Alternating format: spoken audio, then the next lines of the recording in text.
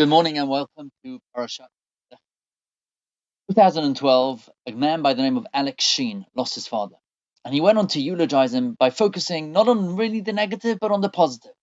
And that was his father's last commitment to him. Make sure you keep your word. He handed out cards that had 5 words written on them. Because I said I would. And this man, Alex Sheen, went on to inspire and encourage people to fill out these cards with promises that they plan to keep and commitments that they want to follow through to other people. Because I said I would became an international organization. You can Google it online. It sent out over 10 million people these cards to encourage people to stick their commitments. His TED Talks are one of the most viewed online. It's a lesson that thousands learned as well from our beloved Leslie Kleiman of blessed memory, who passed away a few months ago. Towards the end of the war, when he felt that the end was about to arrive, he prayed to God and said, "If you save me, I will give you a year of my life and go and study in yeshiva." Miracles occurred and he was saved. On arrival in the UK, he was asked, "What school do you want to go to?" This was an opportunity to fill in some of those lost years of education. And he said, "I need to go to yeshiva. I made God a promise. My word is my bond, because I said I would."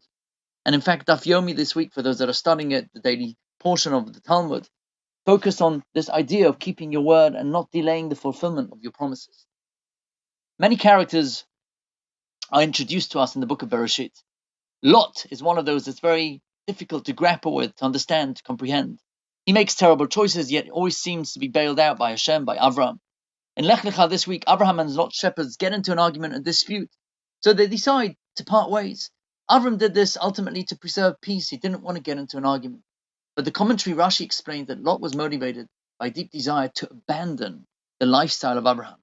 He quotes a midrash that says, meaning he wandered away from the originator of the universe, Hashem himself. And Amar, he said, Efshi, I want neither Avram, velo Elokav, nor his God. Lot could have gone anywhere, but he chose the perverted place of Sodom. The war of the 4 and the 5 kings begin, Lot gets captured, and at that point Avram could have raised his hand and says, not my problem anymore. But he goes and he risks his life to save Lot. Why?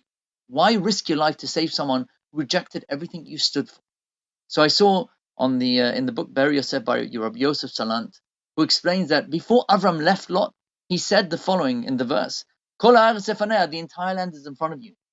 If you go to the left, I'll go to the right. If you go to the right, I go to the left. Rashi explains, what does that mean? Wherever you settle down, lo itrachek mimcha, I will not be far from you. Ve'emod lecha lemagen, I will stand by you as a shield. Ve'la'azol, and as a helper. And we find that ultimately, Lot was indeed in need of Avram's help when he was captured. My friends, Avram made a commitment to Lot that he would watch over him. Lot didn't deserve to be saved, but he made a commitment, and he needs to stick to it, even by putting his life on the line, because not doing so would have been a chilul Hashem, a desecration to God's name, a blow to the very mission that he was trying to advance. Which is why many authorities consider this to be one of the 10 tests of Avram, to choose keeping his word and ensure no desecration of God's name, versus maybe the more logical choice of preserving your own life. Friends, we all make commitments to others, we make commitments even to ourselves, but to follow through on them is very challenging.